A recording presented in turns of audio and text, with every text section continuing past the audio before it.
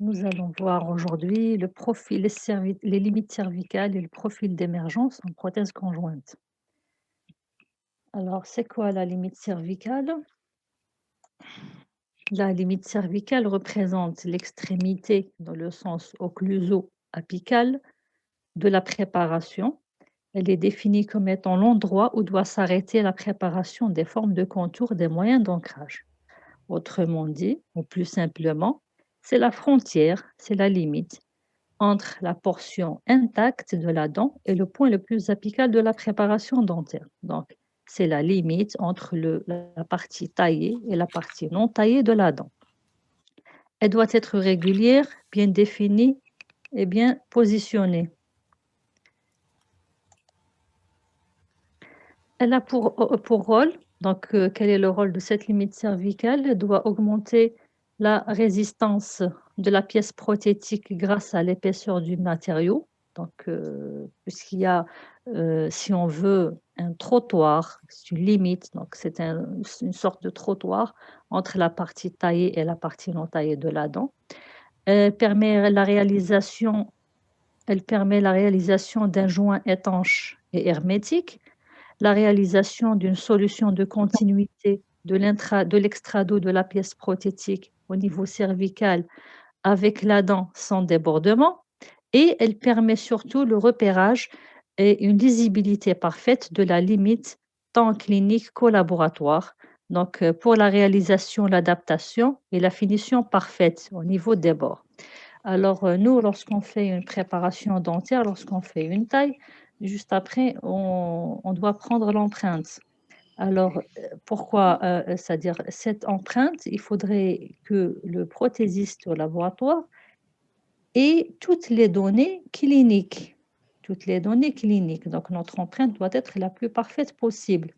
Lorsque vous faites une limite cervicale bien, et lorsqu'elle est bien définie, le prothésiste peut réaliser une pièce prothétique parfaite qui va assurer l'herméticité.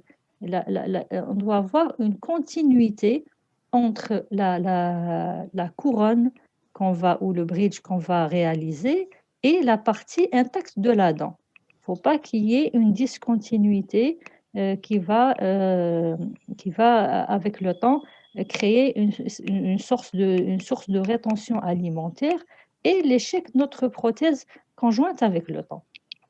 Voilà, donc un petit rappel anatomique, l'espace biologique. Donc, comme vous savez, c'est un espace qui est compris entre le fond du sulcus et le sommet de la crête osseuse. Sa valeur moyenne est de 2,04 mm. Il comprend la tache épithéliale et la tache conjonctive. Donc, un petit rappel anatomique. Et bien sûr, toute atteinte de cet espace initie une réponse inflammatoire. Donc, on aura une réponse inflammatoire, une inflammation qui se traduit par une résorption osseuse qui peut être à l'origine de la formation d'une poche parodontale ou d'une récession gingivale. On va voir aussi le sillon gingivo-dentaire. Le sillon donc gingivo-dentaire, c'est l'espace qui est en forme de V. Il est compris entre la gencive libre de la dent et la dent, pardon, la gencive libre et la dent. Il est de 0,5 à 2 mm de profondeur. Il comporte la paroi gingivale, la paroi dentaire, donc il est délimité par la gencive d'un côté et la dent de l'autre. Un fond, c'est l'épithélium jonctionnel ou la tache épithéliale constituant une frontière entre le milieu interne et le milieu externe. Le sulcus contient le fluide gingival. Donc ça, c'était un petit rappel anatomique de la zone qui borde, si vous voulez, qui borde la dent. Voilà. Alors, nous, on a dit qu'en prothèse, notre rôle, ce n'est pas que comment dirais-je, de restaurer, mais aussi il faut préserver les tissus sur lesquels on travaille, les tissus qui bordent, c'est-à-dire la dent et le parodonte, et bien sûr la gencive. Alors, le profil d'émergence, donc on a vu c'était quoi la limite cervicale, c'est la limite entre la partie taillée et la partie non taillée de la dent. Maintenant, le profil d'émergence. Alors, le profil d'émergence correspond à l'inclinaison de la surface dentaire par rapport au grand axe de la dent, au niveau gingival. Donc, si vous voulez, c'est un peu cet angle bêta qui est fait, qui se situe entre l'axe vertical de la dent, le grand axe de la dent, et l'émergence euh, de la partie, si vous voulez, coronaire de la dent. Et plus cet angle est important, et plus il y a de rétention alimentaire. Est-ce que vous êtes d'accord? Parce que plus le bombé de la dent est important, et plus la dent est bombée, parce que nous, on va tailler. Après, on va restaurer par une couronne. Donc, plus le bombé est accentué, plus il y a une source de rétention entre le bombé et la gencive du patient. Et dans ce cas, le brossage ou l'hygiène bucco-dentaire sera plus difficile à réaliser. Donc, c'est pour ça qu'on étudie le profil d'émergence. Donc, je reprends, il correspond à une inclinaison de la surface dentaire par rapport au grand axe de la dent au niveau gingival. Une émergence dans le prolongement de la surface radiculaire est plus favorable à la santé parodontale parce qu'il y a moins de rétention alimentaire à ce niveau. La plupart des dents ont un profil d'émergence au niveau de la jonction émail-sément et qui est dans le prolongement de la zone radiculaire. Donc, c'est un peu l'espace, si vous voulez, qui est situé entre le prolongement de la racine et le début de la couronne. Donc, revenons à notre sujet, qui est les limites cervicales. Nous avons le plus souvent, on parle de 3 formes de limites cervicales: tracé, l'épaulement et le congé. À chaque situation clinique, donc chaque cas est un cas, chaque situation clinique nous laisse à réfléchir, à penser quelle limite cervicale on doit réaliser, soit un tracé, éteignez vos microphones. S'il vous plaît, éteignez vos microphones, laissez-moi parler. Si vous avez des questions, on va les voir à la fin. Éteignez vos microphones. Donc, tracé, épaulement ou bien congé. Alors, c'est quoi le tracé? Tracé, c'est une simple dépouille. Donc, comme vous voyez sur le premier schéma, je ne sais pas si vous arrivez à voir ma souris, mon curseur. Alors, vous avez simple dépouille, vous avez le tracé. Alors, tracé, il est trop fin. On va voir détailler après un à un. Vous avez l'épaulement. L'épaulement, c'est s'il a un angle droit. L'épaulement, vous voyez, il a un angle droit. Alors, il y a l'épaulement aussi chanfreiné, c'est comme un trottoir. D'accord? Ne dites pas trottoir, je suis en train de vous expliquer. Donc, voilà, donc c'est comme, il a des angles droits. Soit l'épaulement chanfreiné, il est biseauté au niveau de l'extrémité. Et donc, l'épaulement, il y a l'épaulement chanfreiné. Il y a le congé. Le congé, regardez, il est arrondi. Il n'est pas droit. C'est-à-dire, il n'y a pas un angle entre les deux plans. Il y a un arrondi au fond. Il y a le congé ovale. Il y a le congé rond, le congé ovale. Il y a l'épaulement à angle interne arrondi. Donc ça, c'est les 3 formes de limite cervicale les plus connues et leurs variantes. Alors, le tracé, il est d'une facilité d'élaboration. Il est économe dans la préparation. C'est à peine une trace. C'est pour ça qu'on dit tracer. C'est à peine qu'on fait un traçage. Mais lorsqu'on ne fait pas bien l'autre limite cervicale, la dent est à peine touchée, dans ce cas, ça nous oblige à réaliser une épaisseur prothétique importante. Et cela va nuire à la santé parodontale. Donc, on va avoir une prothèse, une couronne surdimensionnée parce que la taille de la dent ne s'est pas bien faite. Bon, elle a été trop économe. Et dans ce cas, on a dit on va avoir une prothèse trop surdimensionnée et ça va nuire à la santé parodontale. Donc, c'est vrai qu'on va avoir une préparation économe, une épaisseur insuffisante pour la prothèse, donc une lecture difficile au laboratoire parce que le prothésiste ne va pas savoir où doit s'arrêter la prothèse qu'il va réaliser. Il est, dans ce cas, non recommandé. Il est délaissé maintenant. La majorité des auteurs s'accordent à dire qu'aujourd'hui, cette limite n'est plus justifiée.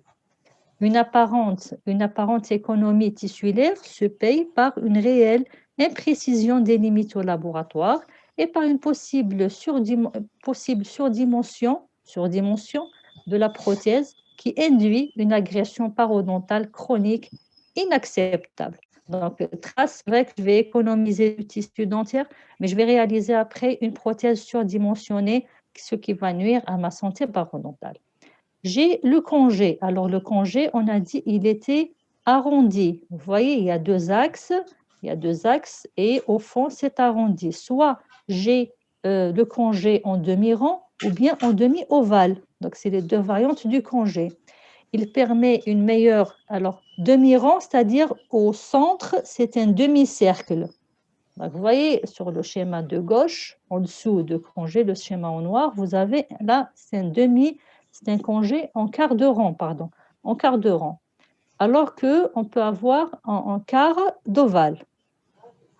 Il permet une meilleure répartition des contraintes, il est lisible, il est résistant, il permet un meilleur écoulement du ciment, le ciment de scellement, une meilleure coulabilité du métal, parce qu'après, on doit voir, lorsqu'on prend l'empreinte, on réalise une maquette en cire, d'abord, la maquette en cire sera coulée au laboratoire. Donc, pour faire par méthode de cire perdue, la cire va être transformée en métal. Et dans ce cas, comme il a le fond arrondi, ça permet une meilleure coulabilité du métal lors de la coulée, de la transformation de la pièce sculptée en cire en métal. L'épaulement, il permet d'avoir une limite nette. Il est suffisamment, lorsqu'il y a suffisamment de place pour le matériau prothétique, il est moins conservateur. Regardez le large mais plat qu'il réalise. Donc, parmi les trois formes de limite cervicale, l'épaulement, c'est celui qui permet le plus, qui est le moins conservateur du tissu dentaire, mais qui a ses indications, bien sûr. Alors voilà, ces trois variantes de l'épaulement, soit un épaulement à angle ouvert sur le schéma de gauche. Vous avez au centre l'épaulement à angle droit, un zawiya qa'ima. Là, vous voyez au centre, c'est un épaulement droit et épaulement à la arrondi. Alors, l'indication de chaque forme, on a dit tracé, épaulement et congé.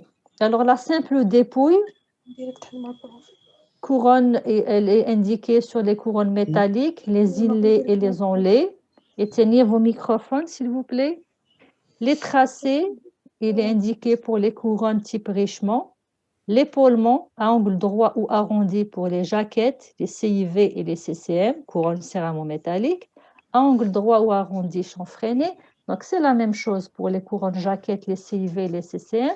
Et plus lorsqu'il y a des préparations, lorsqu'on a à faire une préparation courte. Le congé, il est indiqué pour les couronnes métalliques et la CIV. On va voir après cours par cours, c'est-à-dire pour les différentes couronnes unitaires, CC, couronne coulée, CIV, couronne à incrustation vestibulaire, comment on doit faire la taille de chaque paroi et quelles limites cervicales on doit avoir. Donc, plus tard dans les prochains cours, Inch'Allah. La forme et la profondeur de la limite varient en fonction du matériau de restauration envisagé et nécessitent pour cela des instruments rotatifs appropriés. Donc, il faut utiliser certains instruments rotatifs, certaines fraises pour taille, pour réaliser en même temps que lorsqu'on fait la taille d'une paroi, on réalise en même temps la limite cervicale. Les limites cervicales périphériques actuelles sont de type congé ou épaulement à angle interne arrondi. Ils sont de facilité de réalisation avec des instruments diamantés à notre disposition, donc en clinique. La forme de la situation de la limite cervicale dépend de la situation clinique, des exigences esthétiques et le type de restauration. Donc, chaque cas est un cas. On ne peut pas avoir une loi qui dit sur une centrale, je dois faire telle ou telle forme cervicale, forme de limite cervicale, pardon. Alors, elles sont classées aussi, donc ces limites cervicales, en fonction de la situation. Vous avez la limite supragingivale, elle est située au-dessus, pas au-dessous, au-dessus, fort au-dessus de la gencive, supragingivale, elle est située 1 à 2 mm au-dessus du rebord gingival. Il n'y a pas de risque de lésion gingivale parce qu'on va travailler au-dessus de la gencive.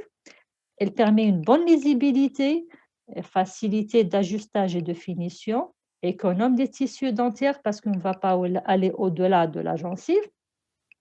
Elle permet une hygiène et un contrôle aisé de la jonction dentoprothétique, mais seulement elle est inesthétique parce que la limite de la partie taillée, de la couronne, si vous voulez, couronne prothétique, elle va s'arrêter à un niveau supragingival. Donc, elle est contre-indiquée pour les dents antérieures. Lorsque vous avez une centrale à tailler, on ne peut pas réaliser une limite supragingivale sur la face vestibulaire parce que dans ce cas, la limite de ma couronne sera visible. Il faut aller au-delà, c'est-à-dire à un niveau sous-gingival. Ce type de limite supragingivale supprime les manœuvres d'accès aux limites cervicales qu'on va voir après. Elle est indiquée pour les dents postérieures lorsque la hauteur coronaire est suffisante, donc on n'a pas à aller chercher la rétention par taille au-delà de la gencive et lorsque la gencive attachée est minime. La limite cervicale juxtagingivale, c'est-à-dire au même niveau que la gencive, même niveau que le rebord marginal de la gencive, il n'y a pas de risque de lésion de la tache, on reste toujours au-dessus de la gencive, accessible au brossage, elle passe rapidement à la situation supragingivale en raison de l'éruption passive de la dent. Vous savez qu'il y a une égression passive, une dent par mouvement physiologique, elle a tendance à égresser. Donc lorsque vous faites une limite cervicale juxtagingivale, avec l'éruption passive ou l'égression de la dent, elle peut se retrouver en situation supragingivale. Elle est indiquée lorsqu'il y a une bonne hygiène bucco-dentaire, lorsque le parodontie est stabilisé et chez les patients jeunes. Maintenant, pour la limite cervicale sous-gingivale, elle est située à l'intérieur du sulcus, c'est-à-dire dans l'espace biologique qu'on a vu tout à l'heure.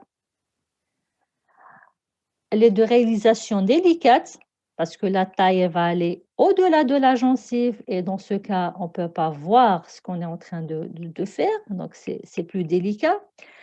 Et risque de lésion de la tâche, la difficulté de finition et de polissage du joint de collage, source d'irritation marginale, elle est esthétique. Donc l'avantage, c'est qu'elle est esthétique. Alors pour la difficulté de finition et de polissage du joint de collage, alors, lorsque je fais une limite sous-gingivale, lorsque je vais réaliser le scellement de ma couronne, il y a toujours le ciment de scellement qui va fuser, c'est-à-dire qui va s'échapper de la couronne vers la partie non taillée. Et dans ce cas, il va se retrouver l'excès du ciment de scellement va se retrouver dans un niveau sous-gingival. Donc, il y a une difficulté de l'éliminer. Si je le laisse, dans l'espace biologique, il va me créer une inflammation gingivale. Elle est indiquée sur les dents antérieures parce qu'elle est esthétique. Lorsque le parodontie sain est stabilisé, lorsqu'il y a une perte de substance dentaire, lorsqu'il y a une dyschromie des dents piliers dépulpées, une sensibilité radiculaire. Pourquoi sensibilité radiculaire? Parce que lorsque je fais une limite supragingivale et que la racine est sensible, elle est exposée au milieu extérieur. Donc, dans ce cas, je vais aggraver ma sensibilité. Donc, lorsqu'il y a une sensibilité radiculaire, il est préférable de réaliser une limite cervicale sous-gingivale. Critères de choix, le choix de la situation de la limite cervicale de préparation et sous la dépendance directe des conditions cliniques. Donc, on a dit chaque cas est un cas, on ne peut pas généraliser.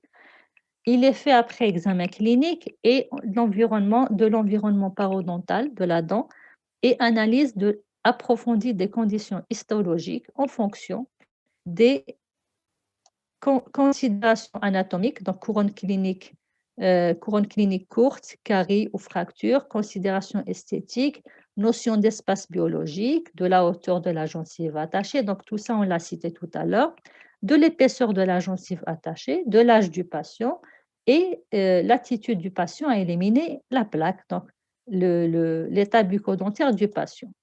L'instrumentation pour la limite cervicale, donc c'est toujours des fraises diamantées qu'on monte sur turbine. Il est préférable de faire votre limite cervicale au fur et à mesure lorsque vous faites la taille de la paroi. Donc, il y a des fraises, on commence du côté gauche, donc fraise boule, la fraise fissure à bout arrondi, une fraise fissure aussi plus fine. Vous avez la fraise poire, elle est utilisée pour surtout le côté lingual, plutôt palatin ou lingual des dents antérieures. Et vous avez la fraise fine. L'accès aux limites cervicales. Alors, comment arriver aux limites cervicales? Alors, les techniques par écartement, soit j'ai la technique par écartement, ce qu'on appelle déflexion gingivale, qui comprennent les moyens mécaniques, chimiques et les moyens physico-mécaniques, et les techniques par soustraction des tissus, ou ce qu'on appelle l'éviction gingivale, ou encore appelées les techniques chirurgicales comprenant le curetage rotatif, l'électrochirurgie et actuellement le laser. Donc, pour arriver aux limites cervicales, pour avoir l'accès à la limite cervicale, j'ai deux façons de faire, soit la déflexion tissulaire, soit l'éviction tissulaire. La déflexion, il s'agit juste d'écarter les tissus, c'est-à-dire écarter la gencive de la dent. Et j'ai les techniques d'éviction, ou c'est des techniques par soustraction, elles utilisent la chirurgie, c'est-à-dire on doit éliminer une partie des tissus pour pouvoir arriver à la limite cervicale. Donc, l'intérêt de cette séquence, l'accès aux limites, c'est permettre l'accès visuel aux limites par l'opérateur, déjà le clinicien, c'est-à-dire nous, et de permettre l'accès du matériau à empreinte aux limites cervicales, parce que lorsque je dois prendre mon empreinte, elle doit être complète et je dois enregistrer par le matériau d'empreinte ma limite cervicale pour pouvoir la communiquer au prothésiste de laboratoire, parce que ma couronne doit s'arrêter au niveau de la limite cervicale, pas avant. Elle permet une meilleure qualité du joint dentoprothétique. Donc, la technique d'abord par déflexion, d'écartement. La déflexion est le fait d'écarter mécaniquement ou chimico-mécaniquement la gencive libre. Elle doit être réalisée de manière réversible, c'est-à-dire on doit revenir à l'état initial. Dès que j'enlève l'élément qui me permet l'accès, le moyen qui permet la déflexion, il faudrait que la gencive puisse retourner à son état initial. Son but est d'ouvrir suffisamment l'espace sulculaire pour permettre la fusion du matériau à empreinte, dans l'espace créé entre la dent et l'épithélium sulculaire. Donc, d'abord, j'ai les moyens mécaniques. la technique du simple coordonné et celle du double coordonné. Donc, c'est quoi? Si on prend un coordonné spécial hein, qui se vend chez les commerces du matériel dentaire, alors, et on introduit ce coordonné, comme vous voyez, c'est un fil, hein, c'est un fil spécial. On l'introduit avec une spatule spéciale, donc une spatule, et on l'introduit au niveau du sulcus pour qu'il nous écarte la gencive de la dent. Et dans ce cas, on va avoir une accessibilité de matériaux, d'empreintes au niveau de la limite cervicale lorsqu'elle est sous-gingivale, parce lorsqu'elle est supragingivale, il n'y a pas de problème. La technique du simple coordonné, soit donc le simple coordonné, soit le double coordonné. D'abord, on va voir la technique du simple coordonné, consiste à appliquer un coordonné, c'est-à-dire un cordon, un fil spécial dans le sulcus, tout autour de la dent préparée au-delà de la limite cervicale, c'est-à-dire qu'il faut bien l'enfoncer, il faut bien le fouler à l'intérieur, pendant une durée suffisante avant l'empreinte. Ça se passe une fois que vous avez fini votre taille, donc vous faites cette technique de déflexion par un simple coordonné.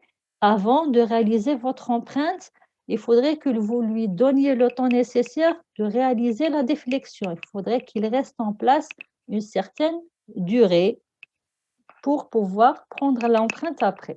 Le coordonné est choisi en fonction de la profondeur du sulcus. Le principe est qu'il doit y entrer en totalité sans que les extrémités ne se chevauchent. C'est-à-dire les deux extrémités, les deux bouts du fil, il ne faudrait pas qu'ils se chevauchent au niveau du sulcus et rester apparente en vue occlusale. Donc, il faudrait qu'on puisse le voir. N'allez pas trop profond. Il s'insère à l'aide d'une spatule à bouche et sera retiré le plus tard possible avant l'insertion du porte-empreinte. Avant de prendre l'empreinte, avant l'insertion du porte-empreinte, vous devez l'enlever. Son rôle, c'est de vous écarter la gencive de la dent pour avoir l'accès à la limite cervicale. Donc, juste avant de prendre l'empreinte, lorsque vous avez préparé votre matériau, vous avez chargé votre porte-empreinte. Dans ce cas, avec des précelles, vous tenez l'extrémité, vous l'enlevez, vous enlevez le coordonné rétracteur et vous prenez immédiatement votre empreinte.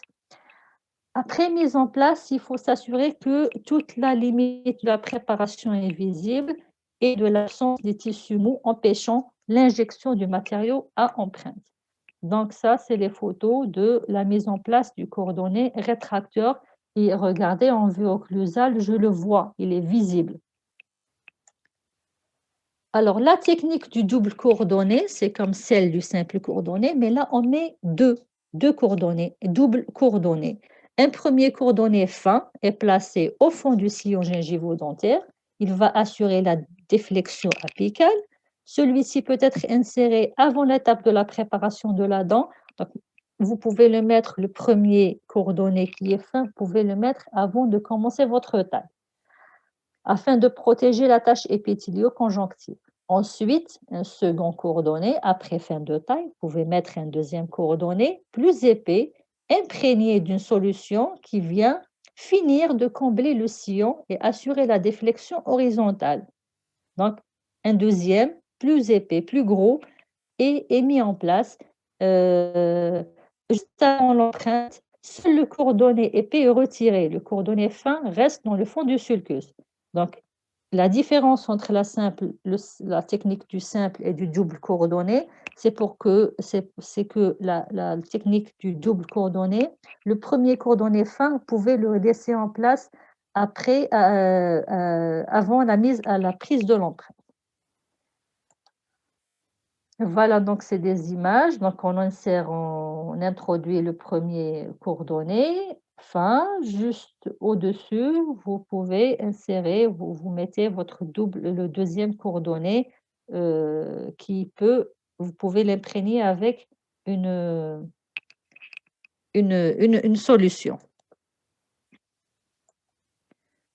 Les moyens chimiques Donc ça, c'était les moyens mécaniques que j'ai utilisé le coordonné. Alors, lorsque vous n'avez pas le coordonné, parfois ça arrive en clinique, on peut prendre quelques fibres de coton, les cotons, vous le mettez, vous le torsadez entre vos pouces et vous réalisez une sorte de fil que vous introduisez au niveau du sulcus. Donc, c'est des solutions de dépannage. Les moyens chimiques, ces solutions s'appliquent dans le sulcus en complément des moyens mécaniques tels qu'un coordonné. Donc, elles permettent de contrôler les sécrétions biologiques du sulcus et le saignement si on a parfois, lorsqu'on fait une taille, on touche la gencive et on peut avoir un saignement. Elles doivent avoir une action asséchante sur les tissus, une action astringente, c'est-à-dire que le produit va resserrer les tissus de façon temporaire. Donc, c'est des moyens chimiques, c'est des produits. Une action vasoconstrictrice.